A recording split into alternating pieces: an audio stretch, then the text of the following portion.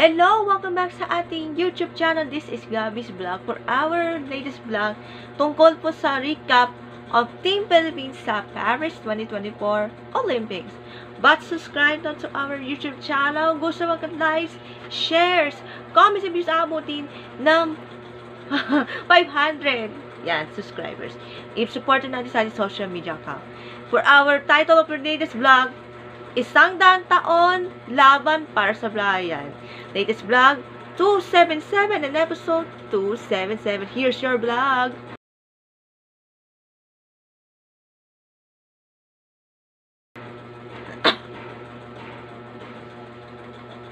Okay, panoorin natin ang highlights sa Paris 2024 Olympics.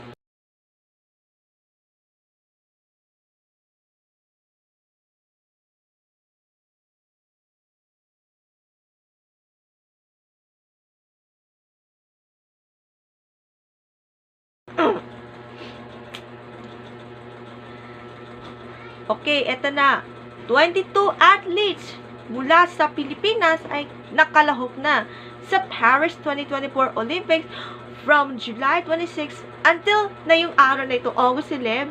Yay! Bukas, August 12, ang closing ceremony, Philippine time at 1:30 a.m. One in Paris, 7:30 p.m.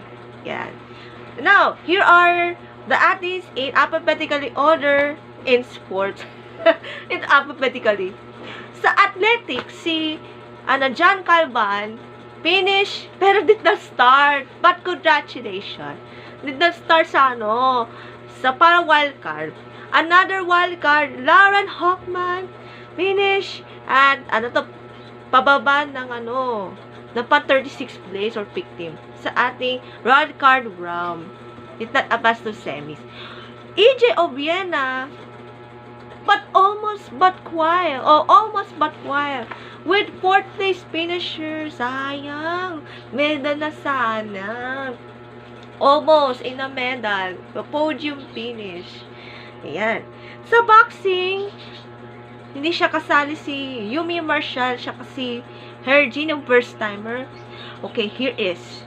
And Carlo Paalam not make it to the semis against Australia's Charles Sr. sa ating quarterfinals. Sayang. Sa fencing naman, si Sam Katantam lost to Italy. Make it sana. But placed 32nd place. Sa golf, si Dodi Ardina, 13th place finisher. While Bianca, hindi matindi yung last name, almost but quiet with 4th place finisher. Sayang para EJ Obiena. But prop pa rin sana yun.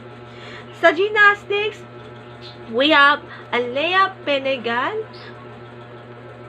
Eman Malabuyo, and Levi Rebibar finish 47, 41st, and 40th place sa ating qualification round. Saludo, first timer.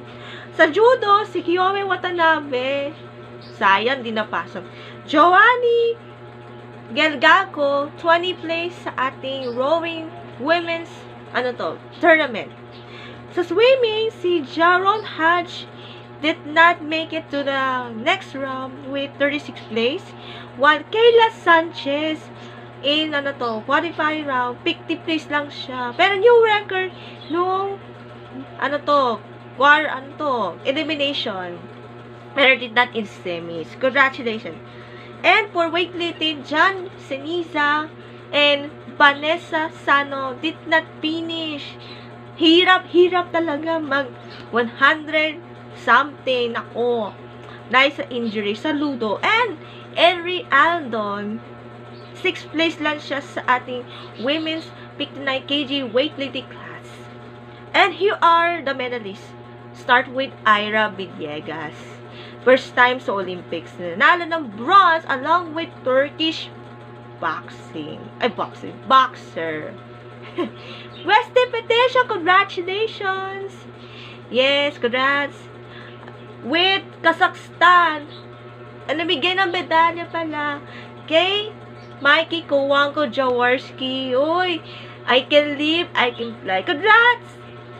At syempre, kasi natalo po yung Ira and Mesty against the Poland and Turkish boxer sa ating women's semi-final. At ang pinaka-bet na bet, si Carlos Yulo. Congratulations! Double golds sa men's floor exercises and men's ball against the other countries. Congratulations! Ito na ang first male athlete from the Philippines got the gold. Ito na yung first male athlete na lalaki sa kasaysayan ng Olympic ito. Wow! Congratulations! And congratulations sa lahat ng atleta. We are proud of you and hope to see you in the 2028 Olympics sa USA.